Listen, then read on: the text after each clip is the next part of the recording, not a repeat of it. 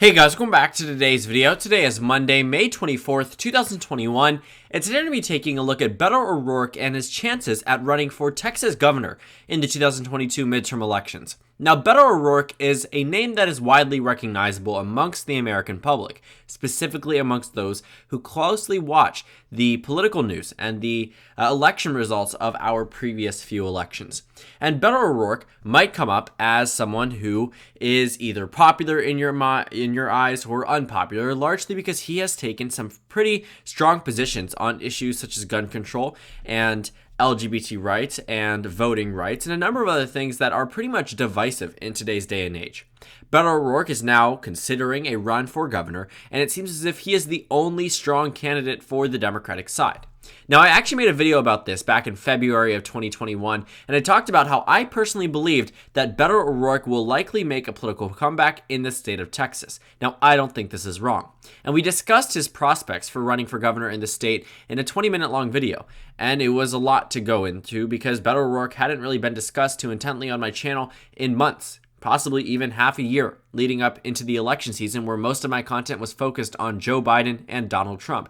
But now we are starting to see more and more speculation, which sort of fuels this discussion. Paul Weber and Will Weissert, I believe that's how you pronounce it, published this article yesterday, titling it, "Could Beto Be Back? ORourke mulling bid for Texas governor." This media release and this media coverage is largely a test for the Texas Democratic Party. It brings up reactions from members of both political parties that allows them to determine whether or not they should push Beto ORourke to run. I don't think it's a coincidence that you are seeing this come out as we start to gear up ahead of the 2022 election cycle. Obviously, speculation is there, but Beto ORourke seems to be consistently feeding into it whenever asked, saying that he isn't going to say anything. And typically speaking, if you're asked, are you going to run for president, senator, governor, representative, etc., you're quick to say no if you're not running, but you're open to leaving it there if you're considering it, or going to do it because you just might not want to be or might not be ready to announce it just yet. So with Beto ORourke's willingness to or non-willingness to answer the question, we get a general idea of whether or not he is going to run, and it is quite interesting.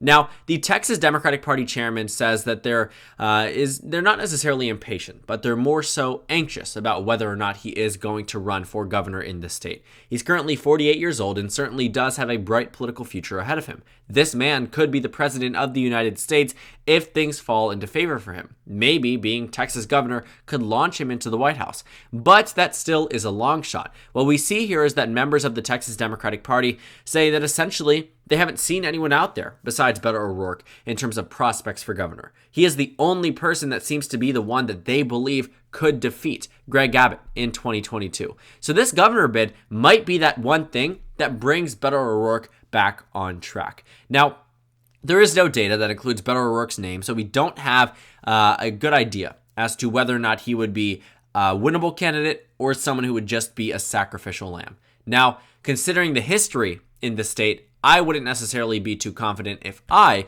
was Beto ORourke going against Greg Abbott, at least before the snowstorm that ravaged across the state. But after that, I certainly think that's something that could be boosting up Beto ORourke's prospects, which is why he might be more focused on the governor election than he would be on 2024, the way that Stacey Abrams focused her attention on 2024. And then again, even if he loses this race, he can funnel all of his energy towards the Democratic Party in 2024. So Beto ORourke is a little bit more back on track. The Democratic Party has a better position in this governor's race had the snowstorm not occurred. Ravaged across the state, millions of people were losing power, and it was just a very unfortunate reality. I think that Texas infrastructure simply wasn't ready for something of that magnitude. People were dying on the roads. People weren't expecting to see exactly what happened, and practically the worst happened. Greg Abbott was largely to blame in the eyes of many Texas voters, which is why this is now back on the radar for Democrats. In 2018, despite Beto ORourke doing very well in that Senate election, Greg Abbott defeated his Democratic opponent by double digits. So it's not as if Texas was exceptionally close in 2018, and keep in mind, the Democratic national environment in 2018 was Democrat +8. If Greg Abbott won by double digits in such an environment, I can only imagine how he would win if 2022 was a standard year where there hadn't been any issue with infrastructure, snowstorm hadn't occurred. He probably would have won in a landslide. But because of that, his numbers have drastically deteriorated. In 2018, his approval rating was amongst the top 10. You're looking at someone who was one of the most approved of governors in the entire United States. Today, he ranks amongst the lowest in terms of approval rating. And if you're looking at the generic polling data, because we don't have anything beyond that, you might see that the ratings here put it in likely. Inside Elections has it as solid, but, Greg Abbott is not necessarily at 50%. He won 55% back in 2018, and while the Democrats are lagging behind, they certainly have a lot of room to build up. So, all in all, Beto ORourke is in a position where he's much better off in this governor's race than it had been a scenario in which we hadn't seen unfortunate events across the state of Texas, but that impacts the way that voters view the incumbent party, and in this case, that is the Republican Party.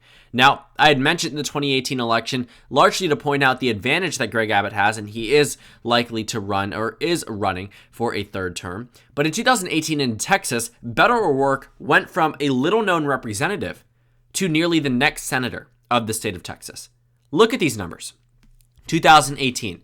This was 3 years ago. Ted Cruz defeated Beto ORourke, which was largely expected at the time, but by a margin of 2.6%. He won barely. In 2012, Ted Cruz blew away his opponent. In 2018, not by a lot at all. For someone who had spent really, a lot of his time campaigning for president in 2016, making a name for himself on the national level, that didn't translate to popularity in Texas. And the reality of the situation is Ted Cruz nearly lost this Senate seat. Beto ORourke almost won. How embarrassing for Ted Cruz. To put it plainly, Ted Cruz is one of the most recognizable Republican names in this entire nation. Comes from a red state. Yet Texas was narrowed down to 2.6%. Not because Cruz was unpopular, because his approval rating was high at this point, but because of Beto ORourke as a candidate. Because he did much better than Hillary Clinton. Hillary Clinton received 5% less in terms of voters here. 3.8 million votes. 2018 was a lower turnout election, but Beto ORourke got 4 million votes. 2016. Hillary Clinton, 3.8 million. 2018, a midterm, Beto ORourke getting 200,000 more votes than her in Texas. Absolutely unheard of for a midterm candidate, for a representative who wasn't even known statewide. Looking at these two comparisons, 2016, which was a 9-point victory for Trump, versus 2018, which was a 3-point victory for Cruz, you can see the drastic difference here. Texas did revert a little bit back when Beto ORourke was not on the ballot. Joe Biden lost to Donald Trump by around 6 points in the state, 5.6% to be exact, but 6 points across the state. So Donald Trump had that victory. Donald Trump was able to win the state, which sort of solidifies this idea that Texas is a red state. Sort of makes you question whether or not Beto ORourke could actually win this governor election. But out of all of the recent Democrats in the entirety of the 21st century, only one was able to come extremely close. Only one was able to become within less than 5 points. And it was Beto ORourke in 2018 against Senator Ted Cruz. We all know his name. He's someone that's recognizable on the national level. He came within 3 points of winning that Senate election. It's quite interesting to see the power that Beto ORourke had. Because at the beginning of this century, we saw George W. Bush win Texas by 21 points. 2004, he won it by 23 points. Even in 2008, which was a landslide for Obama and the Democrats, McCain won Texas by 12 points. Fast forward to 2012, 16 points for Romney, and 2016, 9 points for Trump. So yes, it did decrease from 2012 to 2016, but Beto ORourke rapidly closed that margin for 2018. Extremely. And this announcement, or potential announcement that he might be running for governor, might put this race in a competitive point. Because at the beginning of the 2018 Senate election cycle, guess how the Texas Senate race was characterized? It was characterized as likely and solid Republican. In fact, Cook Political Report, Sabato's Crystal Ball, had it as solid Republican. So Beto ORourke took a state that was solid and made it tilt or lean. And that's exactly what he could do here. But what's holding him back? Why hasn't he announced this bid for governor, why might he not do as well as he did in 2018? Well, you do have to understand that things did change.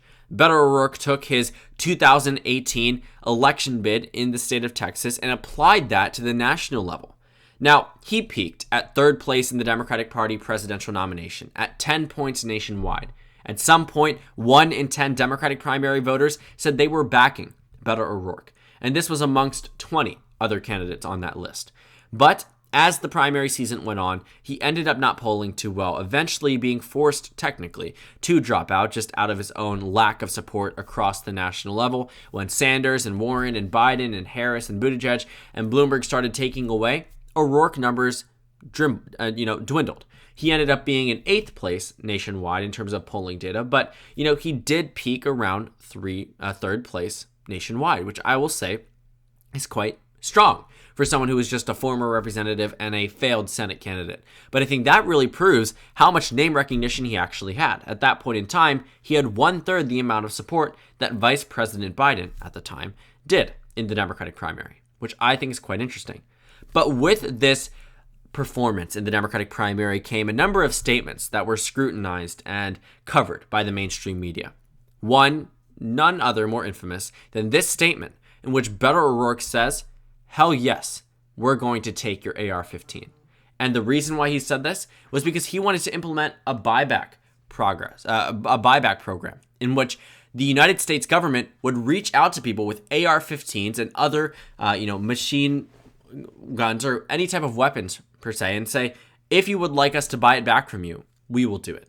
But the American public wasn't necessarily on board with that. And when he said that statement, "Hell yes, we're going to take your AR-15," that certainly will worry a number of voters in the state of Texas, a huge gun state where you can turn on every corner and see an NRA sticker. I mean, Texas is probably one of the more pro-gun states, and for Beto ORourke to make this statement certainly is going to turn off a number of voters. It's something that's actually mentioned in this article, Democratic operatives saying that they weren't necessarily sure about this. Sylvia Bruni, the county's Democratic chairwoman, this is for Webb County, Beto ORourke, says that this presidential bid, not the Senate bid, could hurt his chances at 2022 governor. Had he not said, "Hell yes, we're going to take your AR-15," that wouldn't be in question for this governor's race. He truly could have made this governor's race exceptionally competitive. And it's also as if, he is following the footsteps of other Democrats like Joe Cunningham, former representatives, people that are no longer in United States Congress that are now running for governor in a state that isn't otherwise deemed competitive. Top names running in campaigns or running in elections that they aren't the favorites to win in, usually to make it more competitive and to actually fight for a state that is typically given up. They introduced this article about Beto ORourke discussing how for 25 years, Texas has been given up by the Democratic Party. How they haven't really made an astounding effort besides 2020 and 2018 to win a statewide race. Even in 2018, this only competitive race was really the Senate race. In 2020, they tried to contest the Senate race and a number of other state and local elections, but it ended up backfiring. But Beto ORourke, out of all of these candidates, I think would be the strongest, but his comments certainly do hurt. I think that's the one thing bringing him back.